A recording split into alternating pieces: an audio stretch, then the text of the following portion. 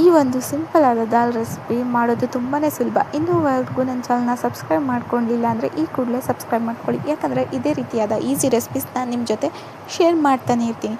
ಮೊದಲಿಗೆ ಕುಕ್ಕರಲ್ಲಿ 3 ಲೋಟದಷ್ಟು ನೀರು, 3 ಮೀಡಿಯಮ್ ಸೈಜ್ ಟೊಮೆಟೊ, 1 ಈರುಳ್ಳಿ, ಹಾಗೆ ಬೇಳೆ 1 ಕಪ್ಪಷ್ಟು ಅಥವಾ ಅರ್ಧ ಕಪ್ಪಷ್ಟು, ಜೀರಿಗೆ, ರುಚಿಗೆ ತಕ್ಕಷ್ಟು ಉಪ್ಪು, ಅಚ್ಕಾರದ ಪುಡಿ ಸ್ವಲ್ಪ, ಅರ್ಧ ಟೇಬಲ್ ಸ್ಪೂನಷ್ಟು ಅರಿಶಿನ ಪುಡಿ, ಜೀರಿಗೆ, ಕರಿಬೇವು ಇದ್ದರೆ ಹಾಕ್ಕೊಳ್ಳಿ, ಇಲ್ಲಾಂದರೆ ಸ್ಕಿಪ್ ಮಾಡ್ಬೋದು, ಏನು ತೊಂದರೆ ಇಲ್ಲ.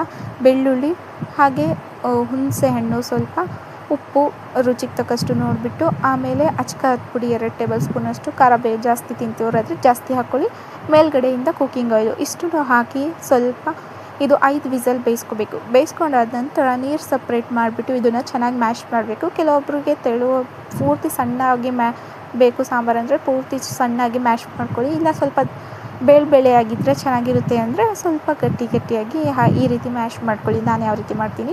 ಈಗ ಸಪ್ರೇಟ್ ಮಾಡಿರ್ತಕ್ಕಂಥ ನೀರನ್ನ ಇದಕ್ಕೇ ಬೆರೆಸ್ಬಿಟ್ಟು, ನಿಮಗೆ ಜಾಸ್ತಿ ಗಟ್ಟಿ ಅನಿಸಿದರೆ ಬಿಸಿನೀರು ಮಾಡಿಕೊಂಡು ಹಾಕ್ಕೊಳ್ಳಿ. ಉಪ್ಪನ್ನ ನೋಡ್ಕೊಂಬಿಟ್ಟು ನೀವು ಆ್ಯಡ್ ಮಾಡ್ಕೋಬೋದು.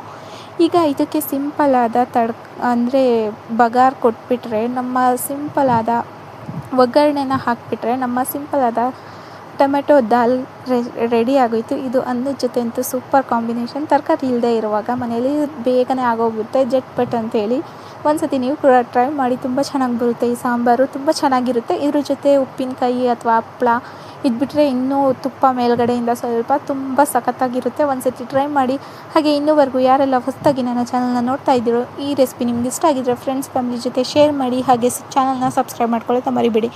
ಮುಂದಿನ ವೀಡಿಯೋಲಿ ಸಿಗೋಣ. ಅಲ್ಲಿವರೆಗೂ ಟೇಕ್ ಕೇರ್. ಈ ವಿಡಿಯೋ ನಿಮ್ಗೆ ಇಷ್ಟ ಆದರೆ ಕಮೆಂಟ್ಸ್ ಮಾಡಿ ಕೂಡ ತಿಳಿಸಿ. ಹಾಗೆ ಚಾನಲ್ನ ಸಬ್ಸ್ಕ್ರೈಬ್ ಕೂಡ ಮಾಡ್ಕೊಬಿಡಿ. Thank you for watching.